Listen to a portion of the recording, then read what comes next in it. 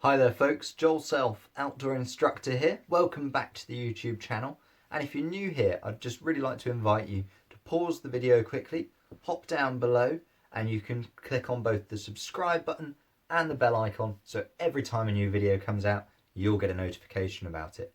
Not only does that keep you in the loop with all the new videos, but it will also really help me with the YouTube algorithm, so big thank you if you go ahead and do that. Today's video, all about a very controversial topic. Do I tie a stopper knot on my figure of eight? Now I'm going to give my view here, and I really encourage anyone who's got a strong view on this to hop down to the comments below and leave your thoughts. That'd be brilliant, but please make sure you do it in a kind, courteous way where we're being respectful of everybody.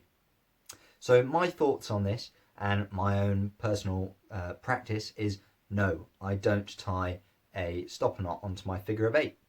So why don't I do that? Well, quite simply, the figure of eight, as long as it's well tied and well dressed, doesn't require a stopper knot to make it safe. The figure of eight itself is our climbing knot. That's the knot we entrust our lives to, and we shouldn't have any issue with doing that. What I do suggest is we need at least 10 centimetres of tail, 100 millimetres, and that will mean that there's no risk, even under the constant load and unload of the knot, that the tail can be pulled back through or any sort of weird loading can occur on our knot. We're very happy to climb on it without that stopper. So why do people use a stopper knot at all? Well, worryingly, some people will use a stopper knot as a backup to the figure of eight, saying that, oh, if I mistie my figure of eight, then the stopper knot will just butt up against the mistied knot and stop me from falling off the edge of the mountain. To me, that's a super scary idea. Sorry about the Facebook notification pinging away there. If you are entrusting your life to this knot, you don't just want to stick a backup on there because hopefully that will make it all right. You should be buddy checking this knot before you leave the ground every time you climb. I'm talking indoors, outdoors, with your friends, with your family, with an instructor. If you're climbing with me, please check my knot. I don't want you to just assume that I've got it right. Buddy checking is a crucial part of the climbing setup and making sure that everything is ready to go. If you do your buddy checks and you check that the knot is well tied and well dressed and there's a long enough tail there, we mitigate the need for a stopper knot, which is there as that backup to a mistied figure of eight. Like I say, that's a really scary idea for me. If you decide you want to have a stopper knot, that's absolutely fine. You're very entitled to do that, and there's no problem with doing it. It's not going to make any sort of negative to your setup. There are a little bit of an issue about, false loops and could you clip into the wrong thing at the wrong time?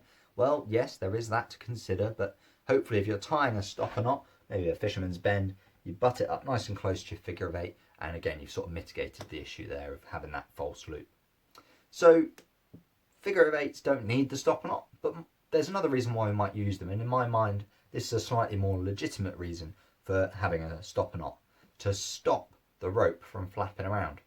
What do I mean there? Well, if we've got a bottom rope set up, so we're at an indoor wall, we've maybe got a group of small kids coming climbing with us, and we clip them into the rope, so we've got carabiner on a belay loop, followed by the knot, followed by this tail flapping around.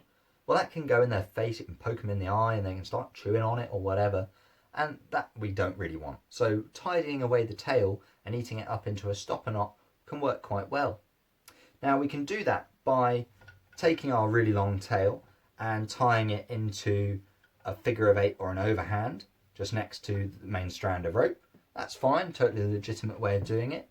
Or we can tie ourselves a fisherman's bend that sits nice and snug up against the figure of eight. Again, totally legitimate stopper knot there. Both will do the same job of shortening the tail and keeping it out of the way. That's great, and to my mind that's where I might use a stopper knot. But certainly in my own personal climbing, and even when I'm climbing for work, I don't tie a stopper knot onto my harness. And when I'm teaching people to tie in and to do these buddy checks, initially we'll just teach the figure of eight and we'll teach the buddy checking and make sure that that is all really, really sunk in and driven home. And then at a later date we'll introduce the stopper knot. And then it gives people the option to decide, yes, I would like to add one of those to my setup, or no, I'm quite happy that I don't need it. So it kind of depends on the situation you're working in or whether you're just personally climbing, but I don't choose to use one and I don't teach one straight off the bat we may progress to it as things go on though. I hope that's been a helpful video for you. I'm sure there's going to be lots of conversation to be had about this, so remember, pop those comments down below with your views on this, but just keep them kind and courteous to one another. Thank you very much for watching this video. I've been Joel, Self Outdoor Instructor. Goodbye.